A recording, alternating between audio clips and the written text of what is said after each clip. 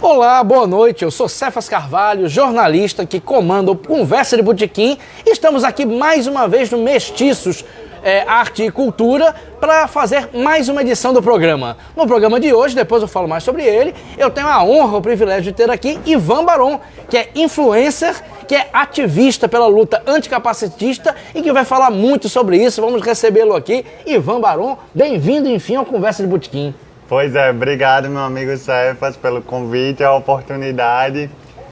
Espero, né, uma conversa de fato, minha primeira vez, porque eu sou acostumado muito à formalidade, né, a programas engessados. Ó, já tô aqui no suquinho. Já tá no suco, eu na cerveja. Vamos brindar aqui ao programa, ao Flamengo, né, que você está com a camisa do Flamengo.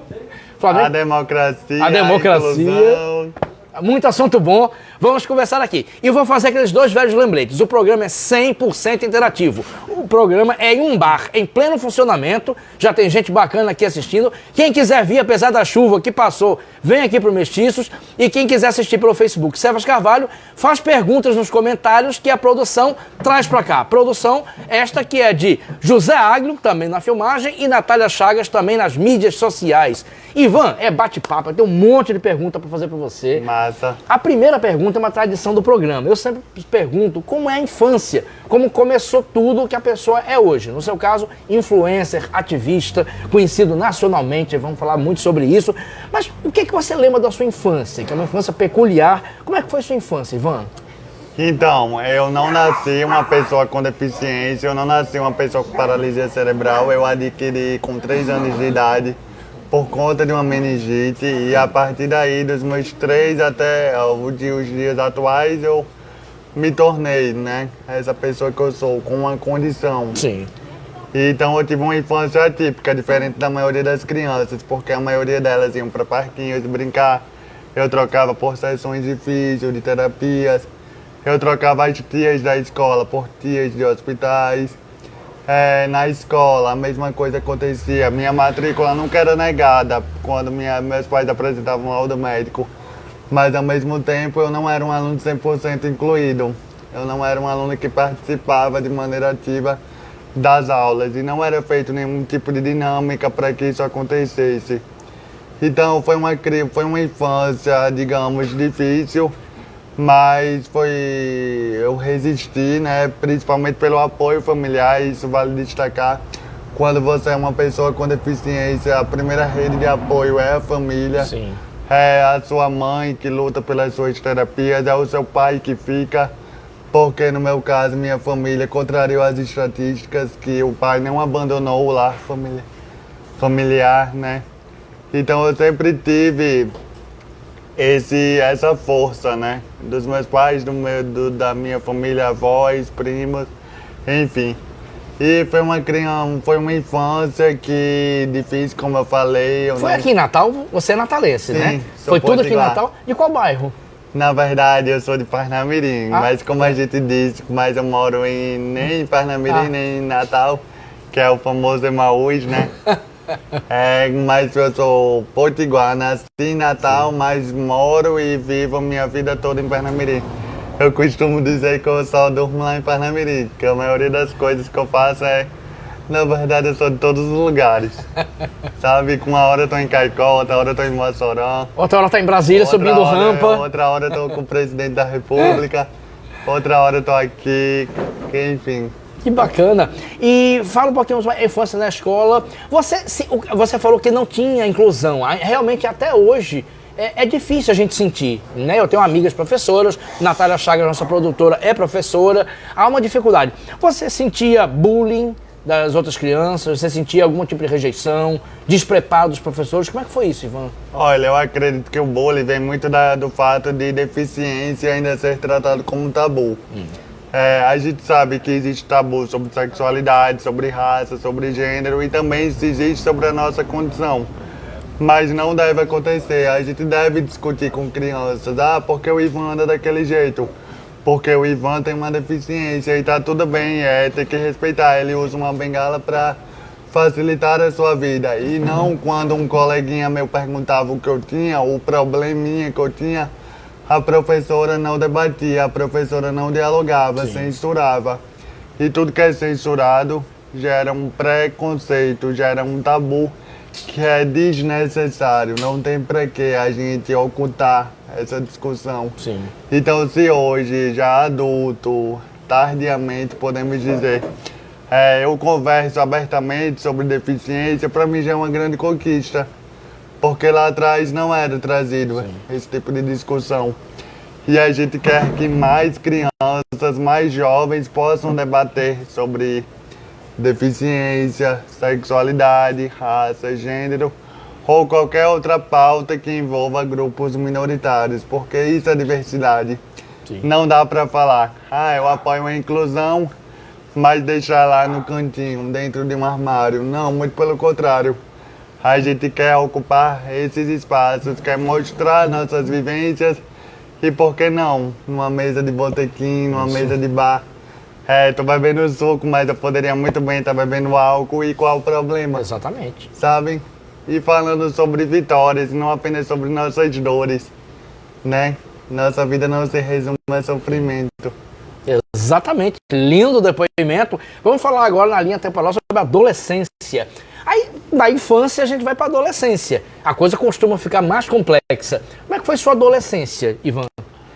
A adolescência de qualquer pessoa é complicada, porque é aquela fase de transição hormonal, de processo de aceitação, de nós querermos se enquadrarmos em grupos sociais.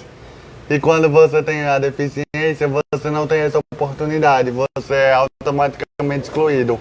Eu não era o aluno atlético, eu não era o aluno mais bonito, apesar de hoje eu ser bonita. Enfim, hoje eu de fato me aceito do jeito que eu sou. E lá na adolescência tinha a questão da representatividade. Sim.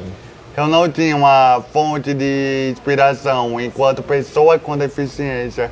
Eu ligava a TV, por exemplo, nos desenhos animados, não tinha um personagem foda que era muito admirado e que possuía deficiência. Sim. Quando tinha, era sempre aquela pessoa, o vilão da história. Isso. Alguém muito, muito feio, pavoroso, que para aprender uma lição de vida, perdia um braço, uma perna, ficava numa cadeira de rodas. Sempre o conceito da deficiência era atrelado a algo negativo. Então ninguém queria ser. Eu, por exemplo, amava assistir Power Rangers. Até que um dia eu cheguei falando que queria ser o Power Ranger azul e um coleguinha meu falou que não existia Power Ranger aleijado. Nossa. Quando na verdade não existem nem Power Ranger. Não existe Power Ranger. Mas aquilo para uma criança entender é muito pesado. Hoje eu faço piada, hoje eu digo que eu não queria nem Power Ranger, que eu gostava mesmo dos X-Men, né? E os X-Men discutem inclusão e diversidade. E né? é uma metáfora muito Sim. bonita de questão de aceitação. Sim. Sabe, pra que a gente precisa se enquadrar um padrão? Sabe, eles são uma foda daquele jeito. Isso é maravilhoso, a de diversidade. Só que enquanto criança não era debatido. Então por isso que eu sempre bato nessa tecla. Tem que preciso desde cedo. Sabe, não dá mais pra esperar. Perfeito. A gente vai falar sobre isso, sobre como as escolas podem fazer isso, tanto particulares como... Mas vamos na linha temporal da adolescência. Eu recordo, me corrija se eu estiver errado, Ivan, você começou a militância em 2018, se não me engano. Como é que foi isso, de passar de jovem, você ainda é jovem, mas de jovem, vivendo a sua vida para, de repente, eu posso militar, eu posso ser um ativista. Como é que foi esse processo? Olha, eu comecei um pouquinho antes, mas era de uma maneira muito desorganizada, posso dizer assim. Mas ao mesmo tempo organizada. Foi na época da eleição da presidenta Dilma, em 2015. Foi 2015, né? 2000?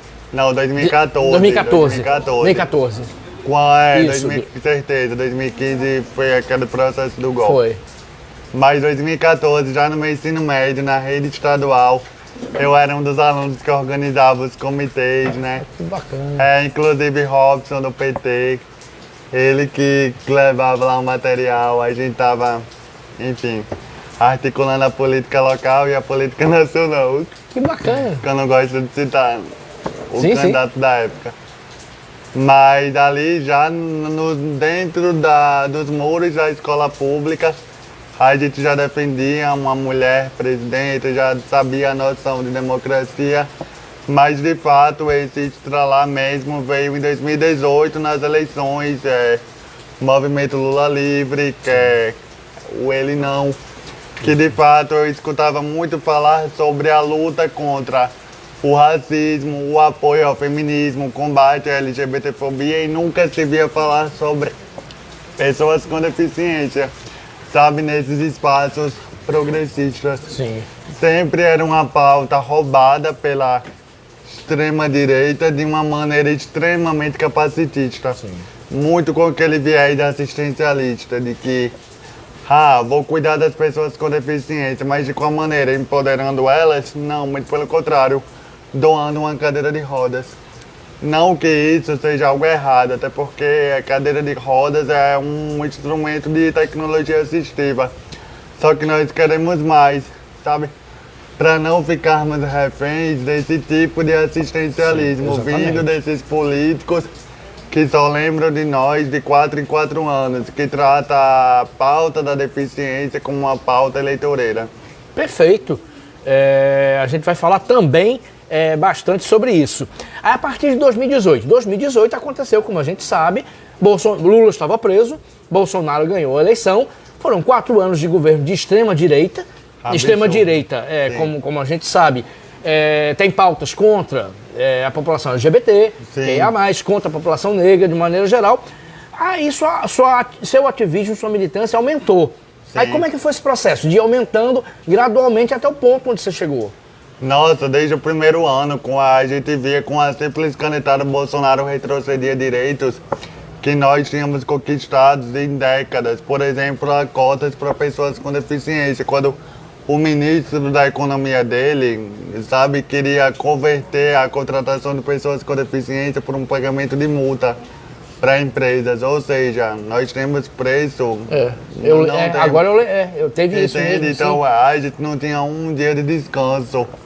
E quanto mais, ainda mais quanto a gente figura política que de fato se interessa pelo assunto para não ficar à margem de massa de manobra. Porque a gente sabia a figura da ex-primeira-dama, uma figura muito, assim, passava a imagem de inclusão, mas na realidade não era. Sabe, era de fato para usar pessoas com deficiência como massa de manobra. E aí a alienação era horrível, principalmente dentro da comunidade surda, que não se interessava por debater sobre política. Então, nós progressistas, nós pessoas de centro e de esquerda, era sempre tido como os vilões da história. Para de pegar no pé da Michelle, a Michelle é tão boazinha. Vai ver a bondade dela, e deu o que deu. Preciso nem citar, mas era direito retrocedido atrás de direito. Até o ponto do próprio presidente da República imitar uma pessoa com deficiência e perguntar o que era PCD. Por exemplo, ele não sabia governar, ele não sabia para quem estava governando, só sabia na hora de pedir o voto. E aí é que dava aquela ansiedade, aquele sentimento, não gente, vamos acordar, não precisa você amar o Lula, mas precisa reconhecer que esse presidente que está no poder é capacitista. Sim. O Bolsonaro é capacitista. Ele, de fato, institucionava através de leis. Sim. O ex-ministro da Educação, em uma entrevista, falou que crianças com deficiência atrapalhavam a sala de aula. Ou seja, o que esperar de um governo como esse, que quando no lugar de investir na educação inclusiva, apenas retrocedia os nossos direitos. Não dava. Não dava. Então, foi nessa época também que eu fui furando bolhas através das minhas redes sociais. Eu nunca me recuei de lutar, de propor o debate. Acho que por isso que eu ainda não alcancei 1 milhão de seguidores. Mas tá perto. Porque, de fato, se eu fosse aquele isentão, aquela pessoa que vai na onda, eu tava aí de boa, ganhando, divulgando jogos de apostas, tigrinho. Mas como é que fica na hora que eu vou botar minha cabeça no travesseiro? Então, é muito também o trabalho de ativismo político virtual, sabe? Esse cyberativismo que também não se restringe apenas às telas dos smartphones. Também vamos ocupar as ruas e todos os espaços que quisermos. Perfeito, um monte de pergunta para fazer daí. Tem uma que me pediram para fazer, mas deixa eu ler aqui. O pessoal já está comentando no Facebook. Yolanda Suassuna, admiro muito ele, o Ivan. Valeu, Yolanda. Pronto, estamos aqui de volta no Conversa de Botequim com o Ivan Barão, após um pequeno problema técnico, mas voltamos aqui. Ivan já está nas redes sociais, como é a próxima pergunta, redes sociais. Tentaram derrubar, mas a gente é resistente. A gente é resistente, somos brasileiros, não desistimos nunca. E tem pergunta aqui, tem comentário. É do Boanerges, né, que tá aqui. Tá aqui um comentário do Boanerges. Ivan, você falou dos X-Men e do paralelo com nossa sociedade. A gente tava conversando aqui sobre os X-Men. Uma pauta recorrente na série é a cura mutante. Os X-Men, para quem não assiste, são super-heróis que, na verdade, estão aprendendo a lidar com os poderes, né? Eles não são super-heróis como Superman e Batman, que são imbatíveis, eles são diferentes. Como você enxerga a vontade de pessoas com deficiência de buscarem cura, entre aspas, para a sua condição? Você já quis essa, entre aspas, cura e hoje? Ótima pergunta. Total, amigo. Vamos lá. Isso se apresenta de várias formas. Desde a infância, quando pais fazem aquela questão das excessivas terapias, né, na intenção de curar o filho com autismo, o filho com paralisia cerebral, e até mesmo na infância, na adolescência, quando aquela criança não se sente pertencente ao espaço, quer, por exemplo, brincar e não consegue, mas ela não consegue por quê? Não pelo fato de usar uma cadeira de rodas, porque o espaço, os colegas, as dinâmicas não são inclusivas para recebê-las. Então é lembrar que o problema maior é no externo, não é nem nós. Sabe, como eu falei, cada um tem seu processo de desenvolvimento, eu tive o meu. Só consegui reconhecer isso na fase adulta, coisa que já deveria ter acontecido antes, né? Porque com certeza, se eu soubesse o que era o capacitismo, identificar, eu teria me liberto de certas amarras sociais. Pra tu ter noção, eu só comecei a usar a bengala com 20 e poucos anos. Foi mesmo? Porque eu achava que não usar ela eu conseguia esconder, quando na verdade eu só conseguia... ter dificuldade pra se Pra locomover. andar, eu ficava preso dentro de casa porque eu não tinha uma pessoa do meu lado a todo momento. Sim. Eu caía bastante. Nossa, que história. E vamos falar, já que a gente está numa conversa de bar e a gente está adentrando os assuntos, eu queria falar sobre o capacitismo sutil que você deve sofrer, mas tem o capacitismo explícito, aquele mais grosseiro. Você passa muito pelo sutil, por pequenos olhares, ou aquelas coisas assim, como você brinca nos seus vídeos, que a gente vai falar sobre isso. E aquele aleijadinho. Meu Deus, mas você consegue fazer isso? Como pessoas surdas passam, como pessoas com deficiência visual, você sofre mais o sutil ou o agressivo? Por incrível que pareça, amigo, por mais que a gente exagere, né? Exagere entre aspas naqueles vídeos, mas acontece. Sabe, ainda acontece de gente chamar aleijado, defeituoso, especial, fazer perguntas inconvenientes. Eu queria que fosse só na encenação, só na fantasia. Mas não é, aquilo é reflexo de uma sociedade atual, que ainda precisa aprender a desconstruir o capacitismo, que é um preconceito estrutural, histórico, tá desde o início da história da humanidade. E eu passo muitas vezes o capacitismo sutil, que não é nada sutil, né? O sutil não é sutil. Que é leve, entre aspas. Por exemplo, eu tô com você em um canto, o garçom, que não é daqui, não é do Mestiços Bar, porque o Mestiços Bar é um estabelecimento anticapacitista, mas eu tô em outro lugar, né, público, e alguém vem nos atender. Perguntar a você qual seria o meu pedido. Isso, imagina. Bom, que eu fico pra morrer.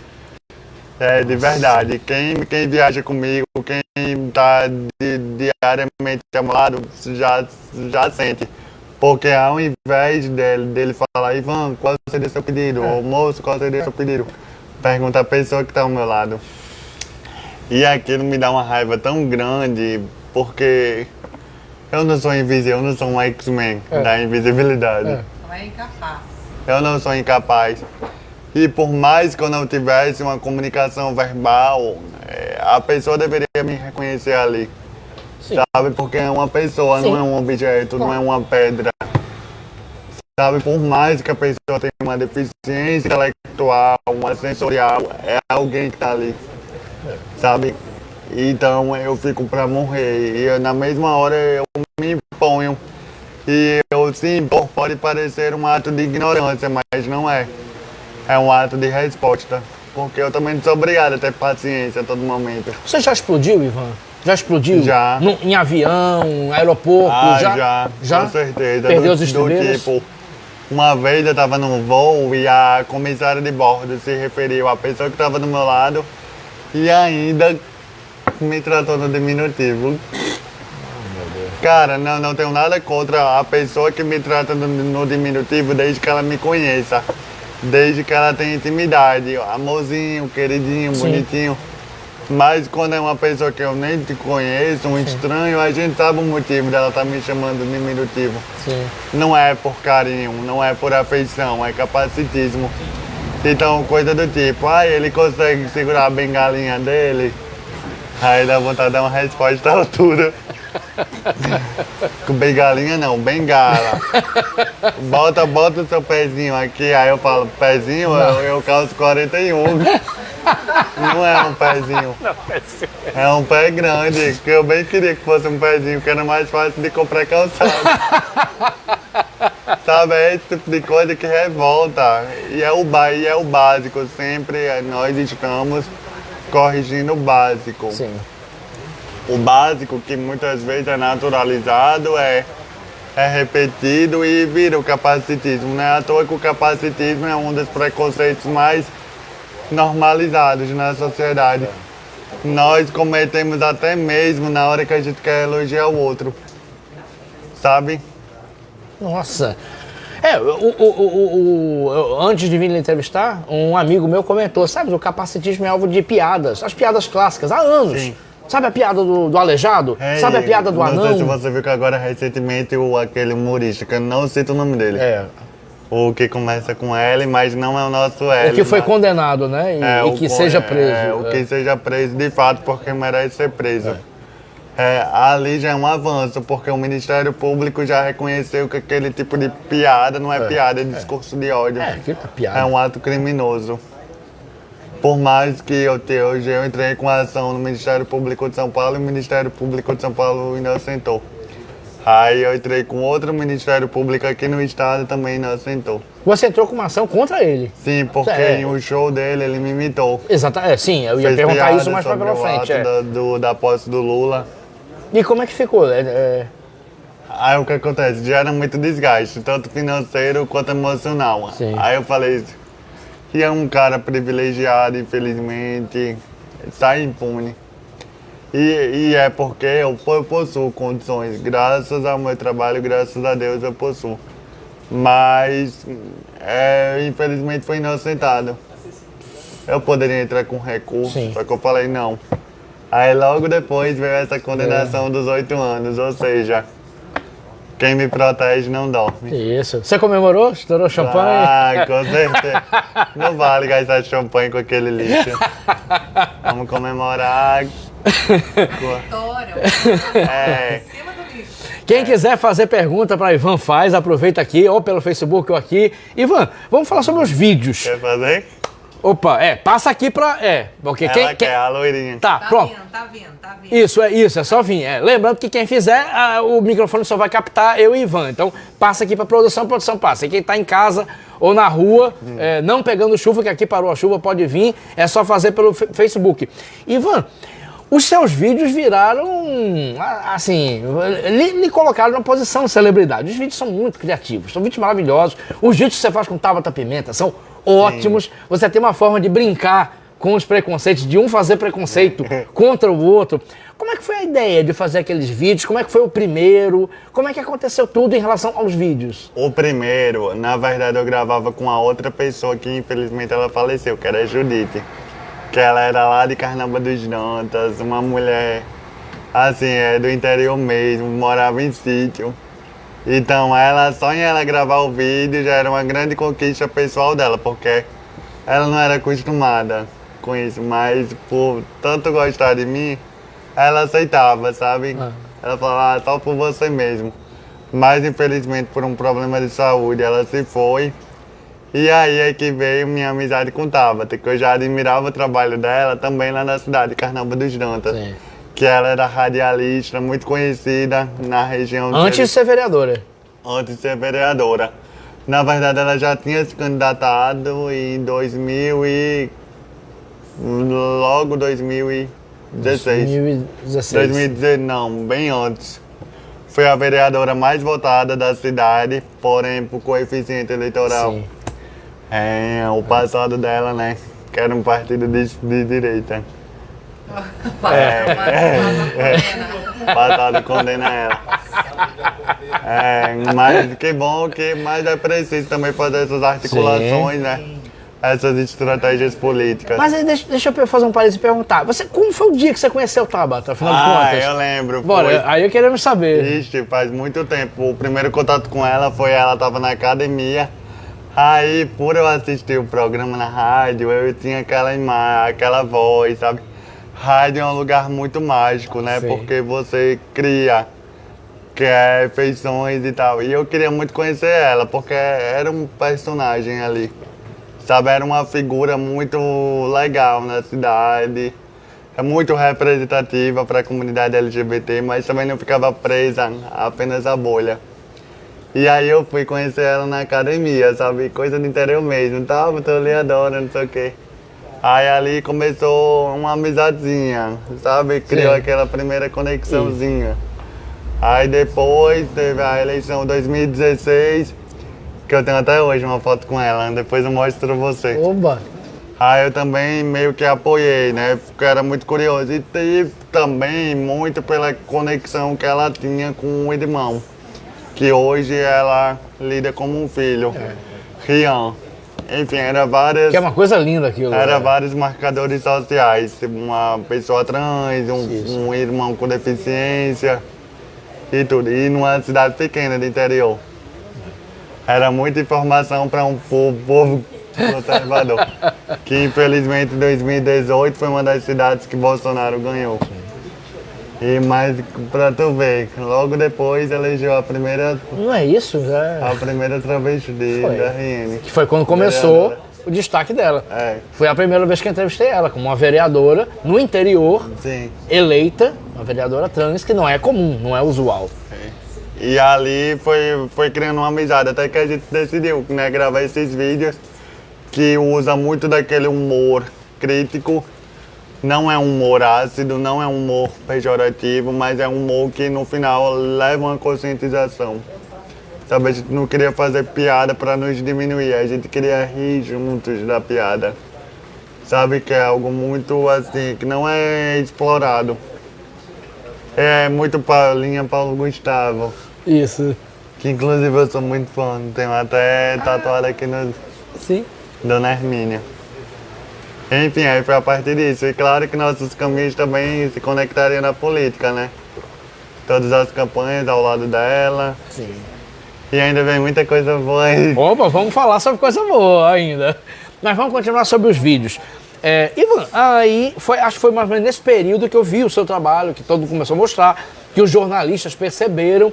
Quando é que você descobriu que de repente os seus vídeos estavam sendo vistos, repassados, comentados, que você pensou, nossa, estou virando algo parecido com uma celebridade? Quando é que foi esse momento?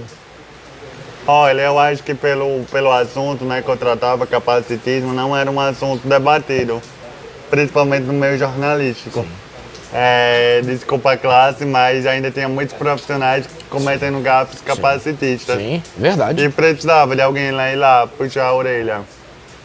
Então, por ser um assunto novo, ter poucos especialistas, poucos criadores de conteúdos falando sobre o assunto, acredito que isso me favoreceu, sabe? Por também esse pioneirismo. Sim.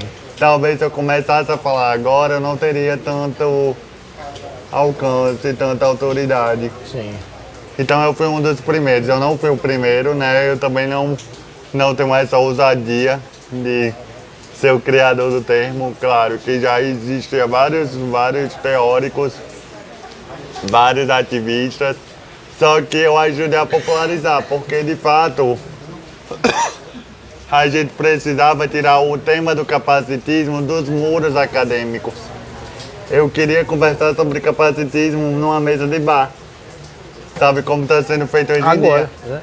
Cara, quem diria que lá atrás a gente poderia falar sobre isso? Era muito artigo científico, muito termo técnico, que muitas vezes não chega nas camadas mais populares. Sabe, hoje em dia eu consigo conversar sobre capacitismo com uma tia da cantina. Sabe, com uma pessoa lá do interior que muitas vezes não tem acesso à informação com facilidade. E só pela minha presença eu consigo explicar a ela que eu não sou um exemplo de superação. Eu sou só apenas alguém que está trabalhando, só alguém que está vivendo. Eu não preciso receber apontamentos. Eu posso receber abraços, afetos. Sabe que eu também tenho capacidades para exercer. Perfeito. Tem um comentário aqui, eu tenho uma pergunta baseada nisso que você falou. Minha mão tá coçando, viu? Tomara que seja dinheiro. Tomara que a minha coce também, que Tá tô coçando. precisando. Vou coçar a sua mão para ver se passa pra cá. É uma pergunta de Alex. Alex tá aqui. Ah, É sim. chanha. Sim, é chanha.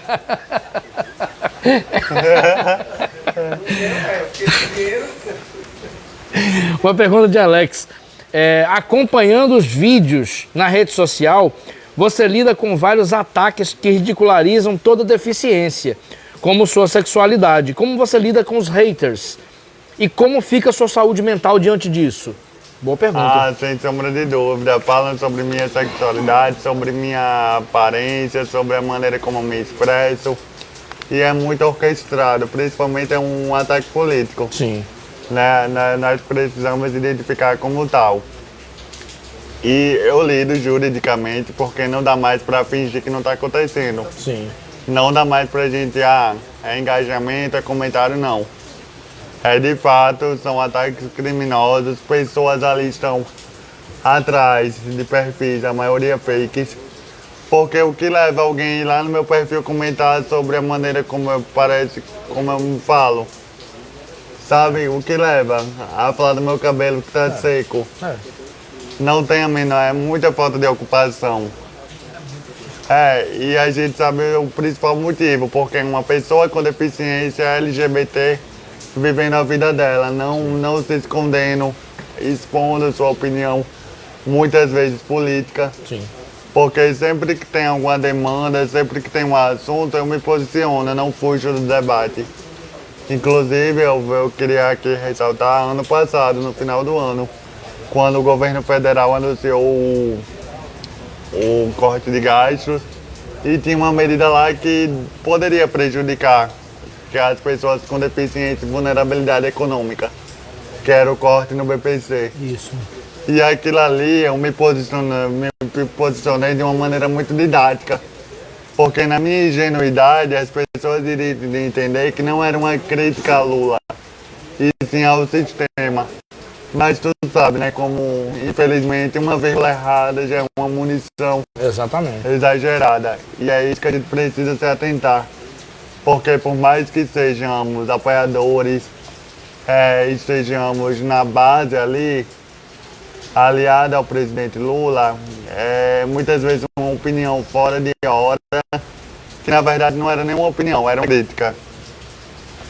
Pode causar esse alvoroço todo e de fato aconteceu. Na mesma hora, deputados de extrema direita, sem ter o que fazer, pegaram esse vídeo, fizeram memes, foi uma coisa horrível.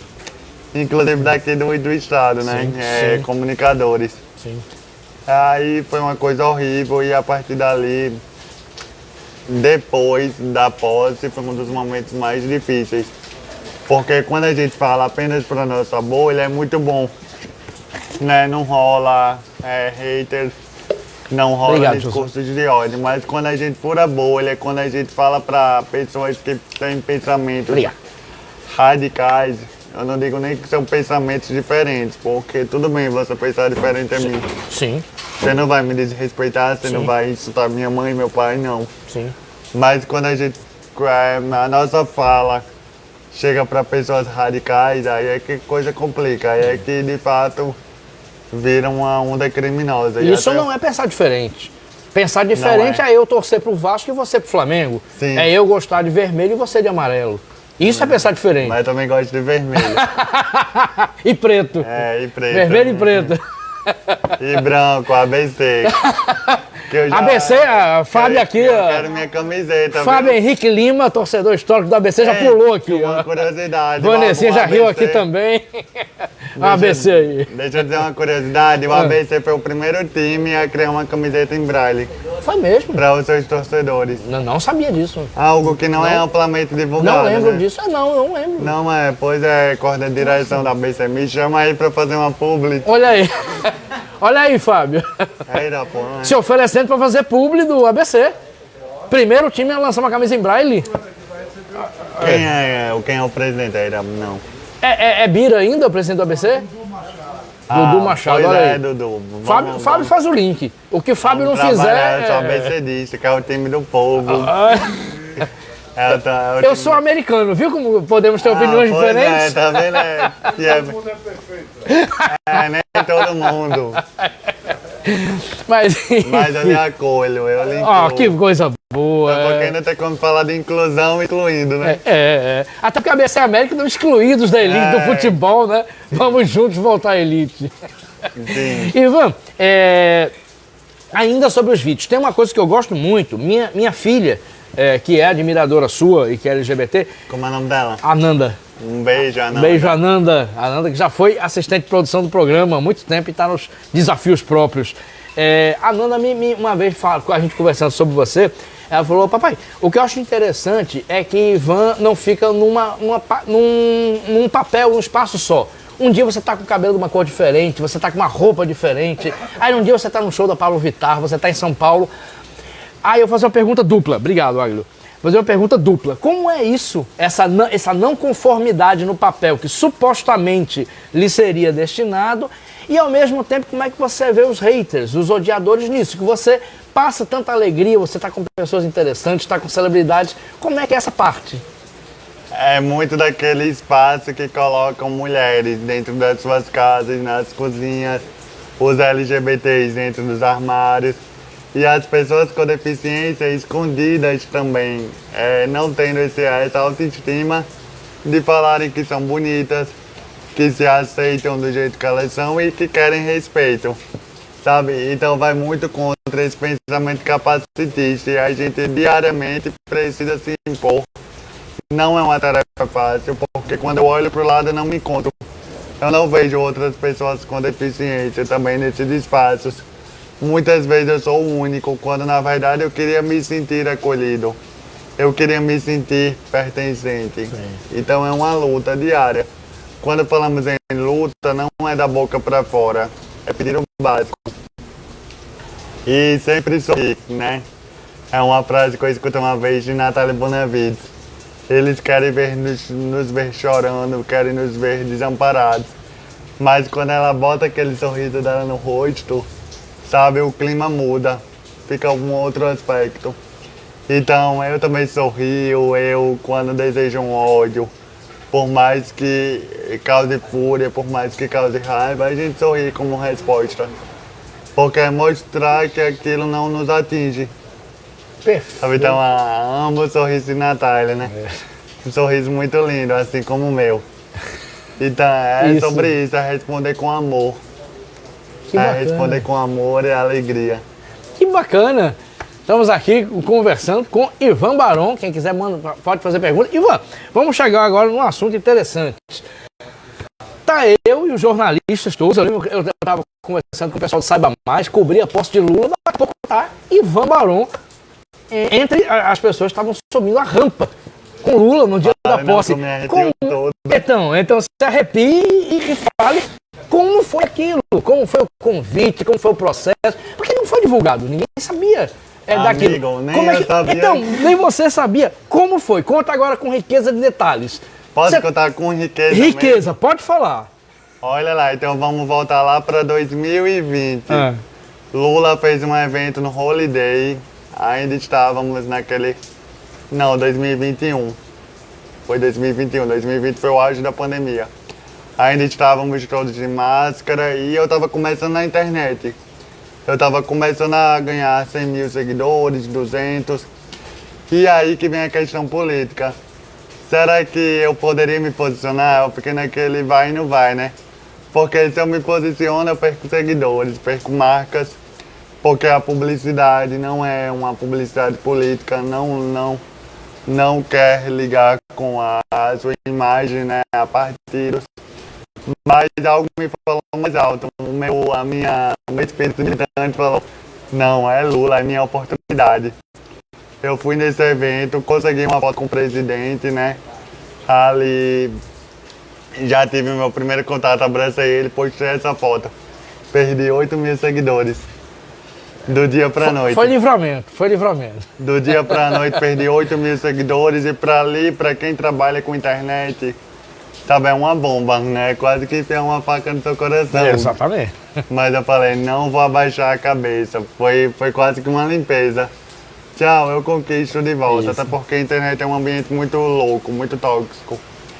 E aí veio essa pré-campanha, depois veio a pré-campanha mesmo, que o presidente veio, se eu não me engano, pro Arena das Dunas.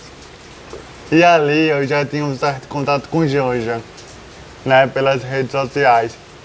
O presidente Lula me atendeu nos bastidores. E eu pude contar um pouco da minha história, pude fazer um contato pessoal com ele.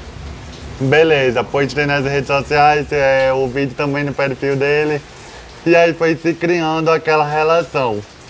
E aquela coisa, eu sou um influencer da inclusão, um influencer do combate ao capacitismo. E consequentemente também um influencer político. E o que eu mais pedi ao presidente é que de fato desse uma prioridade, né, um olhar especial à pauta da pessoa com deficiência.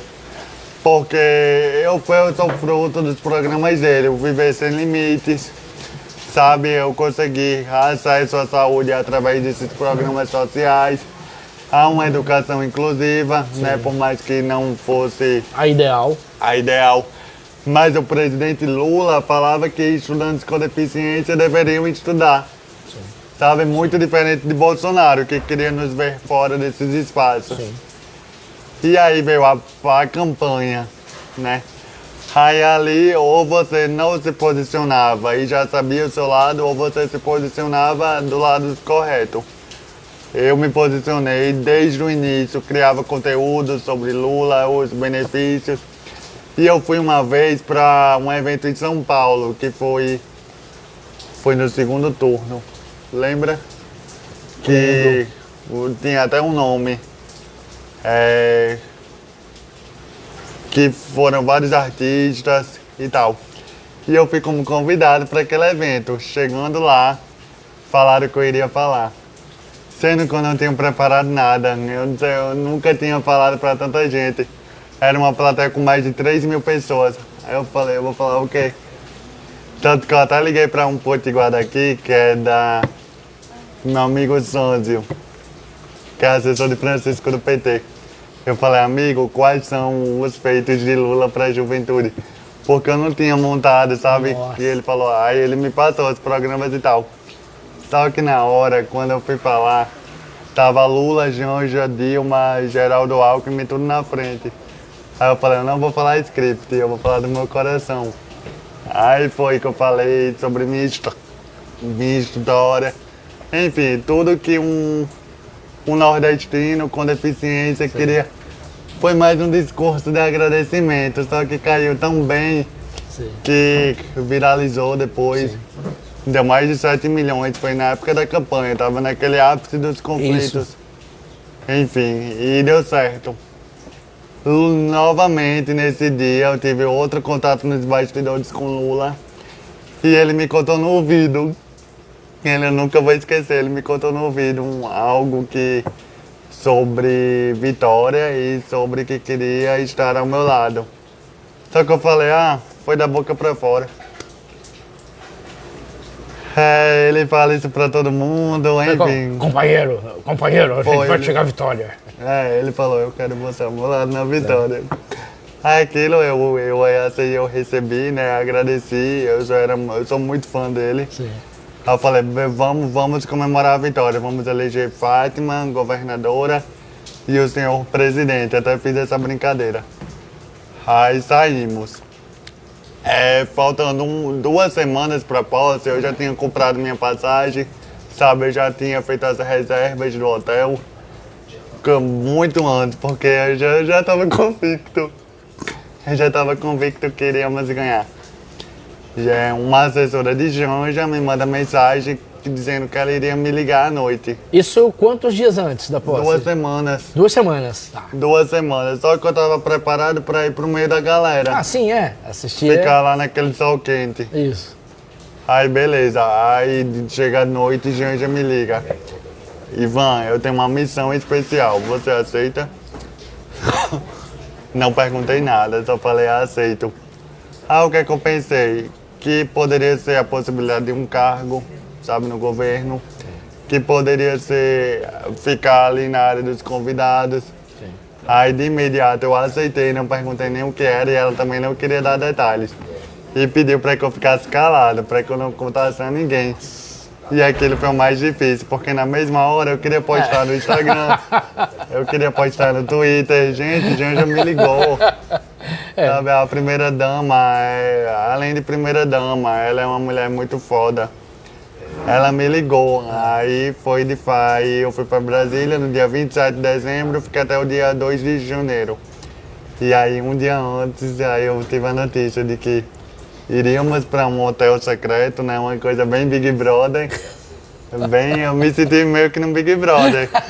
Iríamos para esse hotel, a gente conheceria as outras 6 pessoas. E eram 6 pessoas que de fato representavam o povo brasileiro. Sim. Você não sabia quem eram 6 pessoas? Não sabia. Não se conheciam? Não sabia, eu não sabia nem do que se tratava. Aí eu fui juntando as peças. São 7 pessoas contando comigo e cada uma tem uma especialidade, cada um tem uma característica que marca a diversidade do povo brasileiro. É quase que os Power Rangers. Acabou sendo Power Ranger. Quase que o time dos X-Men. E ali aí a gente foi, né? Chegou mega na expectativa. Eu nunca tinha pisado no Palácio do Planalto. Eu já tinha ido a Brasília, só que eu tinha ido para fazer terapia. Brasília estava muito linda. Sabe, Brasília estava de fato o que a gente esperava. Apesar de que uma semana depois aconteceu aqueles atos. Mas ali estava todo mundo na harmonia, todo no amor. E aí, um dos momentos que eu mais recordo com emoção, que eu desabei, foi quando o presidente... uma curiosidade.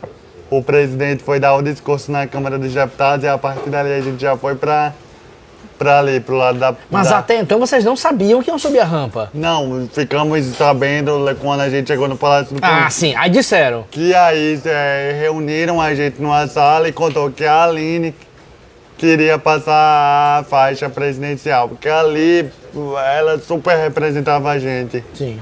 Sabe? Só estarmos ali. Mas é que todos subiriam. Que todos subiriam. Vocês foram avisados. Uma curiosidade. Aí beleza, a gente ficou... Quando o Lula foi para a Câmara dos Deputados, a gente já desceu para ficar ali a postos, porque a gente podia esperar ele, ele não podia nos esperar. Sim. Ficamos ali, aí o pessoal já começou a ter noção. Eles vão subir e tal. Porque não sabia, né? Vocês que estavam lá. Não, os jornalistas não sabiam. Ninguém sabia. Não foi divulgado. Aí eu recordo que o carro tava descendo aquela ladeira e tocando a música do Alceu Valença, a Anunciação. E ali eu desabei. Porque passou um filme total na minha cabeça de tudo que a gente enfrentou, de todos os atos criminosos que passamos. Me lembrou a prisão injusta do presidente. Viva Lula!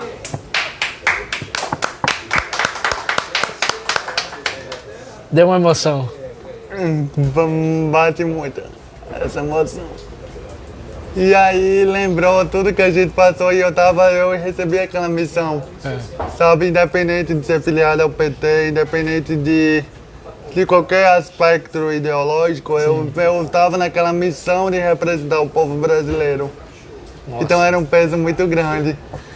E aí vem cá, e o combinado era o seguinte, o presidente subia e depois subiríamos após. Só que na hora não aconteceu. Ele pegou todo mundo e falou, vamos subir juntos. Levou até a cadelinha, né? Levou até que aí foi uma cena muito linda, porque de fato ali o povo estava ao lado da maior figura do executivo. O povo estava ao lado da maior figura, sabe, que representava a volta da democracia. E que ele quebrou todos os protocolos. Todos os protocolos. Todos os protocolos possíveis, que ele saiu beijando a gente, saiu cumprimentando, o combinado não era esse.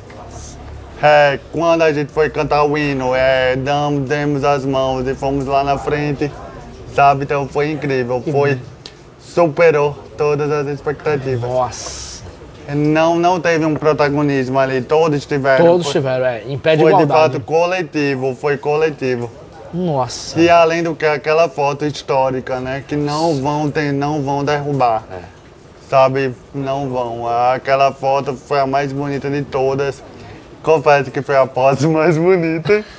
Apesar da de 2002, também de 2003 ter sido linda. Mas o 1º de janeiro de 2023 superou. Que bacana, que história linda, Sabe? Ivan. Ivan, e como é que foi o dia seguinte, o day after? Assim, de repente estava você, todos os veículos do Rio Grande do Norte, tribuna, blogs de esquerda e direita, G1.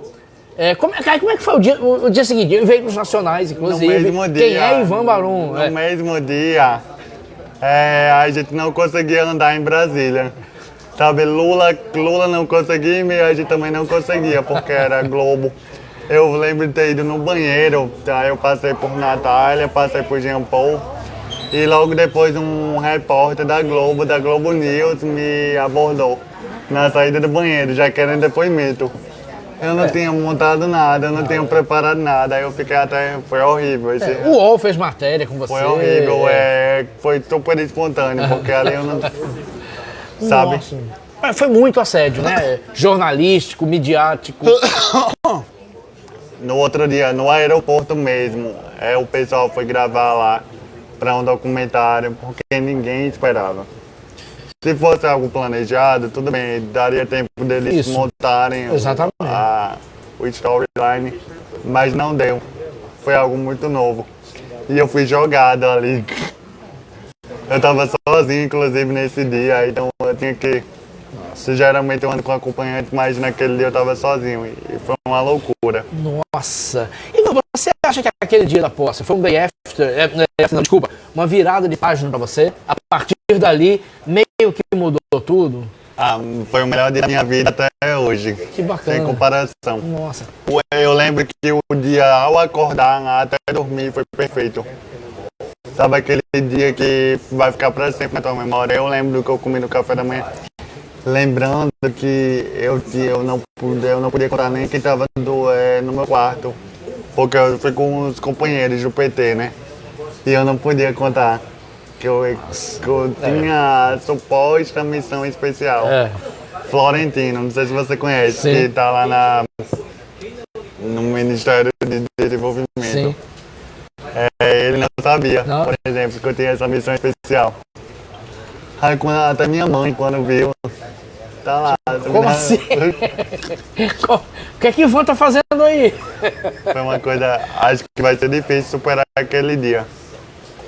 Você vai ser de presidente da próxima vez? Eu não tenho idade, eu acho. Não, já que Natália falou sobre política, vamos falar sobre política agora? Bora. Peraí, tem uma pergunta aqui. Pergunta de Natália Chagas, sim, nossa produtora. Como promover as habilidades e potencialidades dos deficientes nos órgãos públicos? Boa pergunta. Primeiro passo é criando concurso público, né? Porque a gente sabe da dificuldade que é. E a gente enfrentou bastante dificuldade nesses últimos 4 anos. que não tinha concurso público e muito menos cotas para pessoas com deficiência. E é o caminho inclusivo a criação de concursos públicos, já que muitas empresas privadas não nos querem nelas. É preciso de uma cota, é preciso impor uma legislação para que aconteça essa contratação, para você ver. E segundo ponto da oportunidade, não só da entrada, mas também da permanência, e uma permanência com qualidade, para que ela se desenvolva na empresa, para que consiga ocupar cargos de chefia. Bom, é basicamente isso, né? Assim, é direito de igualdade, não é isso? Equidade. Equidade. E vamos começar a adentrar política. A gente vai voltar para outros assuntos, o anticapacitismo, inclusive, a gente vai voltar mais política. Ivan, a gente falou bastante de Tabata, Pimenta aqui. Tabata se elegeu vereadora em Carnaúba dos Dantas, depois se elegeu vereadora em Natal e hoje tem um mandato com destaque. E Tabata aparece bem nas pesquisas, tanto para deputada como para outros cargos. E o nome de Tabata é associado ao seu. Pergunto, você tem algum projeto político para o ano que vem? Você está debatendo isso? Passa pela sua cabeça? Olha, eu já me considero uma pessoa política a partir do momento que eu exponho minha opinião, principalmente em um Brasil tão capacitista, em uma sociedade que tenta a todo momento nos excluir. Nós já somos figuras políticas a partir daí. Só que tem aquela questão da política partidária, da política institucional, que alcança espaços que, enquanto sociedade civil, eu não consigo chegar.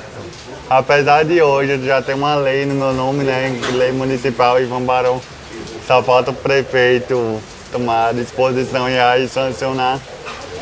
Mas eu acredito que é preciso, principalmente na conjuntura local que a gente se encontra. O nosso estado, por exemplo, nunca teve um parlamentar a nível estadual ou federal com deficiência, sabe, ocupando esse espaço. Se nós, pessoas com deficiência, estamos em todos os lugares, por que não podemos também estar em espaços de poder e decisão? Porque são nossas vidas que estão em jogo. Nós também precisamos ocupar esse protagonismo para que as melhores escolhas sejam feitas, porque quando nós não expomos, os outros escolhem por nós. E aí é que a situação fica complicada. Por mais que seja uma pessoa aliada, por mais que seja uma família, uma pessoa que tenha contato direto com aquela que tem deficiência, não vai ser a mesma coisa. Então, atualmente eu não sou filiado a nenhum partido político, mas meu nome está à disposição. Né? Acredito que o momento agora é de muito diálogo, muita articulação e estudo, né? Porque eu penso o seguinte, não é uma candidatura para agradar um ego pessoal. Precisa ser uma candidatura para atender uma necessidade coletiva. E eu também não quero me lançar por lançar, porque representatividade vazia não adianta de nada. A gente sabe. Então tem que ser feito com muita responsabilidade, com muito estudo e principalmente com muita disposição. Porque não é fácil enfrentar um Estado tão conservador, né? E tão capacitista, que infelizmente não dá as estruturas necessárias para que pessoas com deficiência cheguem ao poder. E quando chega a gente sabe qual é o perfil de quem é. É sempre aquela pessoa conservadora que tem deficiência e que não representa a maioria das necessidades. Perfeito, então pelo que eu senti tem chances de você sair candidato. Com certeza. Acho que está na hora, né? Também não ficar só de maneira na sociedade civil. É uma tarefa importante, mas é como eu falei, existem espaços que só de maneira institucional, na política partidária, que a gente consegue alcançar soluções. Isso. Porque as pessoas também reclamam muito dos representantes políticos, mas também as pessoas têm que se candidatar, né? Sim. Senão não vão ocupar aquele espaço. Sim, porque são vivências diferentes. Por mais que aquela pessoa tenha o mesmo ideal que o meu, não é a mesma coisa. Então, quem sabe o RN não pode aí ter um primeiro deputado com paralisia cerebral. para Ó. fazer história na política. Olha aí, uma possível pré-lançamento de candidatura em pleno com conversa de botequim. Mas, ó, estou à disposição dos partidos, tá? Só peço uma coisa, que de fato o partido me trate como prioridade. Que de fato o partido não use a bandeira apenas para coeficiente eleitoral, coisa que coisa que o sistema é acostumado a fazer com candidaturas de pessoas com deficiência. Perfeito. Estamos aqui, 1 hora de programa. Para mim não tinha passado nem 25 minutos, mas enfim. 1 hora de programa, estamos aqui no Conversa Botequim com Ivan Barão, muita gente aqui apesar da chuva. Teremos show aqui com Ângelo Angolano, que já se encontra aqui. Daqui a pouco, Ângelo Angolano assumindo aqui o palco. Isaac Galvão presente. Isaac Galvão presente aqui, olha aí. Com Albilene aqui, da Selena Félix, médica que já foi entrevistada com essa Botequim. Isaac deu uma entrevista maravilhosa aqui. Como o Ângelo Angolano também foi entrevistado, enfim. Conversa de Botequim presente aqui. E uma curiosidade que eu tenho em relação a você. Você, tão conhecido, você com tantos seguidores, você deve ouvir muitas histórias. As pessoas mandam desabafo para você, as pessoas mandam mensagens, as pessoas mandam relatos da vida dela, você se emociona. Eu recebo muito pedido, principalmente de pessoas com deficiência, em situações de vulnerabilidade econômica. Como é que é isso? A gente fica com aquele coração apertado, porque eu não consigo atender a maioria desses pedidos. Mas eu também recebo muita coisa boa no sentido de depoimentos de mães, sabe? De que quando olham a minha história e criam um sentimento de esperança. Que elas podem continuar acreditando nos seus filhos, que eles podem se desenvolver, que eles podem ser até mesmo um exemplo de inspiração para outras. Então saber que a minha história está sendo usada dessa maneira é muito massa. Paga qualquer valor que eu perdi em uma publi milionária, roubando meus seguidores, sabe? Isso não tem preço. É porque a gente mexe com a vida das pessoas. É bacana isso, né? Quando a gente escolhe mexer com a vida das pessoas, não é algo de dinheiro. É muito mais proveitoso, contribui bem mais na nossa evolução espiritual, sabe? Tá contribuindo. Hoje eu rodo o Brasil todo, falando sobre inclusão, dando um depoimento de vida e é muito massa. Sobre isso de rodar o Brasil todo, Ivan, tem cidades mais ou menos capacitistas e cidades mais ou menos com acessibilidade? Eu amo quando eu vou para uma cidade capacitista. É? Porque é de fato que eu percebo que eu precisava estar ali. É muito fácil eu chegar numa cidade, chegar num lugar que está tudo perfeito. Aí eu pergunto por que eu estou aqui. Sabe? Se tá tudo, se tá tudo massa. Tá tudo bem. Chama outra pessoa ou continua fazendo esse trabalho para que sejamos multiplicadores. Mas quando a gente enfrenta o capacitismo, quando a gente se depara com essa prática, aí cabe a nós que temos essa responsabilidade de levar a conscientização. Então existe muitas vezes aquela coisa do capacitismo sutil, né? Mas pelo menos o primeiro passo foi dado, que é se abrir ao debate, que é pelo menos a pessoa se interessar a aprender. Perfeito. E cidades acessíveis? Natal e Parnamirim são uma desgraça. Cada um bota a sua calçada como quer. Já teve alguma cidade que você viu e lembre que é boa em relação à acessibilidade? Pior que não. Não? Como São Paulo, por exemplo, que a gente vê, né? Que é a cidade modelo, onde tudo acontece, mas é zero acessível. E outra, já passei por situações chatas de ser convidado para eventos e não ter um mínimo, que é uma acessibilidade. E eu me conscientizar e eu, tomar iniciativa e falar que não iria.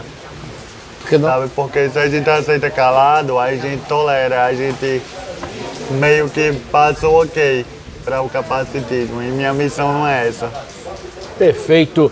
Eu vou fazer a penúltima pergunta. A última pergunta vai ser bem cidadã, mas a penúltima vai ser um pouquinho colonismo social, já que a gente está aqui em Veselbar. Das personalidades que você já conheceu, já teve alguma que você se surpreendeu para mais, como uma pessoa era interessante? E ao contrário, já teve alguma que você se decepcionou, que não lhe tratou como você achou que merecia? Bora falar da pessoa que eu adorei conhecer, que é uma pessoa que desde criança eu adorava assistir nas novelas. Olha que eu sou noveleiro, viu? Adoro novela. Minha novela preferida é A Viagem, que tá passando agora na Globo. Mais uma atriz, Débora Seco. E eu tive contato com ela, não foi com as câmeras ligadas, porque a gente sabe, né? Como Sim, é com a essa- câmera ligada, todo mundo é simpático. Querida, tudo bem, maravilhoso. Mas não. Ela me surpreendeu porque de fato é uma pessoa que lhe escuta, na mesma hora ela passou o contato pessoal dela, sabe? E aquilo era uma interação de fã para ídolo. E é quando a gente tem esse contato muito fácil com artistas, fica muito normal. Por isso que a gente precisa saber de fato quem merece nosso carinho, nosso afeto. E alguém que eu me decepcionei, eu acredito que não existe. Não? Porque eu sei filtrar bastante, eu não saio tietando qualquer um com facilidade. Por mais que a gente precise reconhecer o trabalho, claro, uma pessoa que eu sou muito fã, que é artista local, é a Alice Carvalho. Nossa, Alice Carvalho, que está brilhando em Guerreiros do Sol. Guerreiros do Sol, e eu faço questão de falar que ela é potiguar. Luísa Nascimento, também a nossa leoa. Eu faço questão de ressaltar esses talentos potiguares que conseguiram, né, superar as fronteiras e tá levando a cultura daqui para fora. Então é isso, mas de decepção não temos ninguém Tá vendo, não? Que bacana. Não que eu faça falar. Que bacana. Por mim, eu ficaria conversando com você até meia-noite, mas a gente vai ter que encerrar, eu vou ter que liberar você. E a chuva tá caindo aqui. Meu Deus. E eu mandei mensagem pra você, não está chovendo em Ponta Negra, Ivan. Mas ó, Venha. se começasse de 5 horas eu não estaria aqui, viu? Ainda bem que começou agora. Começou agora, um chovão aqui. Agradecer a todo mundo que tá aqui, mas tem uma última pergunta. Ivan, com isso tudo que você tem, esse trabalho lindo, essa penetração que você tem nas redes sociais, o que é que você tem a dizer para as pessoas, para as novas gerações, para os educadores, porque a nova geração é a que vai fazer o Brasil que a gente quer, o Brasil do futuro. O que é que você tem a dizer? Qual é a mensagem que você tem a passar? Eu acho que o erro já começa aí quando a gente fala muito em futuro. Quando na verdade precisa ser feito agora, o Brasil do presente. Porque para nós, pessoas com deficiência, a possibilidade do futuro pode nem chegar. Sabe, o amanhã pode nem chegar por vários motivos, questões de saúde, acesso à segurança, enfim. Então, reconhecer que o capacitismo existe e que não é um problema meu, pessoa com deficiência, é um problema seu. Vocês que aprendam a lidar com ele e buscar soluções para resolver. Porque eu estou cansado de ter que falar sobre capacitismo. Eu estou cansado de ter que falar sobre inclusão. Eu não quero mais falar sobre isso. Eu quero sentar com você e conversar sobre outras coisas. Pronto. Sabe? Então, vocês que se resolvam aí. Acabou. Com essa frase, vocês se resolvam. A gente vai uma salva de palmas aqui para Ivan Barão. Uma entrevista maravilhosa. Ivan, obrigado por ter vindo. Foi maravilhoso o programa. Até a próxima. Obrigado, até a próxima. Com essa chuva. Eu quero voltar aqui, viu? E vai voltar. Já está. Ano que vem vai ter Oba, ano que vem? Claro, volta antes. Agradecer a todos e todas que vieram aqui com essa chuva que está caindo de Natal. A gente sabe que não é fácil. Agradecer a todo mundo que está acompanhando pelo Facebook. Amanhã o programa está no YouTube, com um link disponível. Daqui a pouco, Ângelo Rolando vai assumir o palco aqui. Ivan, muito obrigado. Obrigado a todos e todas. E até a próxima Conversa de Botequim.